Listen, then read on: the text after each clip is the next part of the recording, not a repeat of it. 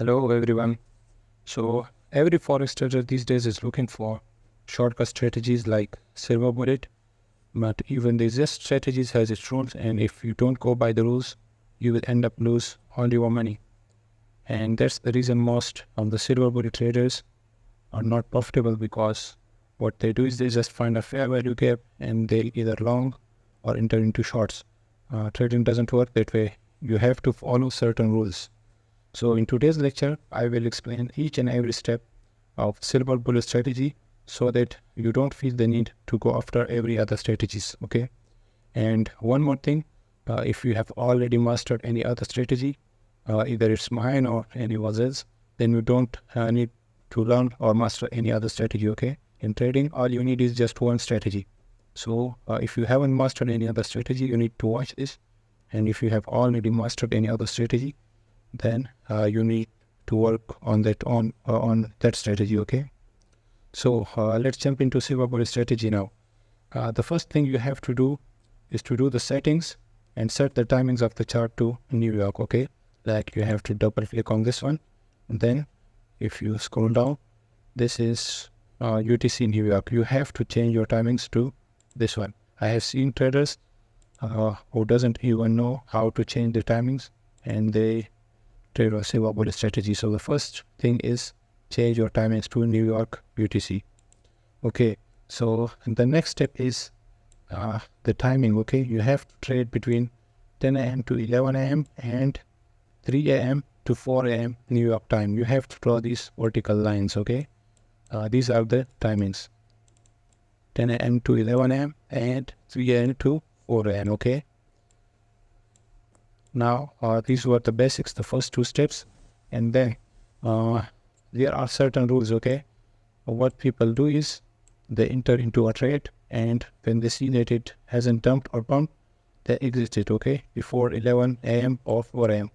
So you don't have to do that. You have to enter, and then you have to wait for the target. You don't need to close the trade before 11 a.m., okay? ICT has explained in his lectures that you can close after the target, not before 11 a.m. and 4 a.m. Okay. Also, I don't even enter before 11 a.m. and 4 a.m. I usually enter after 4 a.m. and I will explain this example of why I do that. Okay. But first, let me explain some more rules. Okay. So the next step is SMT divergence. Look for SMT divergence. I have already explained in my previous lectures, but I will explain briefly here. So in trading, you have correlated pairs, which are called SMT pairs, okay? Like if you are trading euro, the SMT pair is GBP. So if euro goes up, also the GBP goes up, okay? But then there comes a time when one pair makes a higher high and then the other pair don't make a higher high, okay? Like this one. Like, for example, this is euro, it makes a higher high and the GBP don't. So this is called SMT divergences, okay? One pair either makes a higher high or higher low and the other pair don't.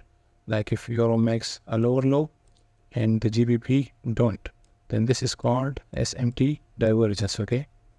So you have to look for SMT divergences before entering into the trades, okay? So I will explain why you need to do that. So let me full screen it now. And this one is euro, this one is GBP. This was today's trade, okay? I took this trade today. If you look at euro, it swept these lows, okay?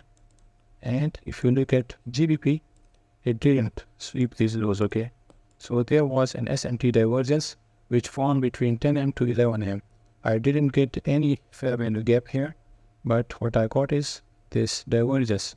So that's why I told you I don't always enter between 10 a.m. to 11 a.m. I often enter into such trades after 11 a.m. Okay, like today I entered at this area because between 10 a.m. to 11 a.m. I didn't get the fair value gap, but I got this SMT divergence. So after 11 a.m. I got this fair value gap, and once this gap got filled, I entered into my longs and I closed here. Okay, usually the target is 10 pips, but you can wait for either swing highs, but I go with 10 pips. So that was today's trade. Let me show you some more examples. Okay, every example is different, so you have to watch all these examples. Every example has its own concept. I waited for an entry here between 3 a.m. to 4 a.m. but you can see there is no SMT divergence. Okay, and you can see this was the high, this was the low, this was the high, this was the low. So there was no SMT divergence, so I didn't enter. Okay, and there was a fair value gap, but rules are rules. You have to go by the rules. If there is no fair value gap and SMT divergences, you don't have to enter. Okay, so here you can see there was a clear divergence. Here it went down and here it went up. So there was a divergence and a fair value gap.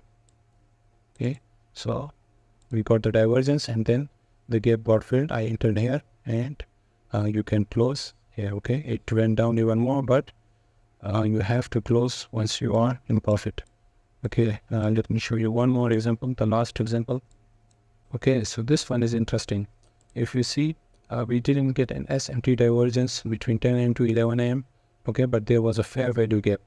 After 11 a.m., you can see that the gap on Euro didn't get filled, and here you can see the gap on GBP got filled. Okay, so I didn't enter here. Okay, because still there was no confirmation, but you can see after that we got a clear SMT divergence. Okay, Euro filled that gap and GBP didn't sweep these lows, so I entered here and I put my stop loss here, and you can see how quickly it pumped, and it was a big pump. Okay, so it's all about SMT divergences. Okay, you have to look for divergences either in this area or near to this area.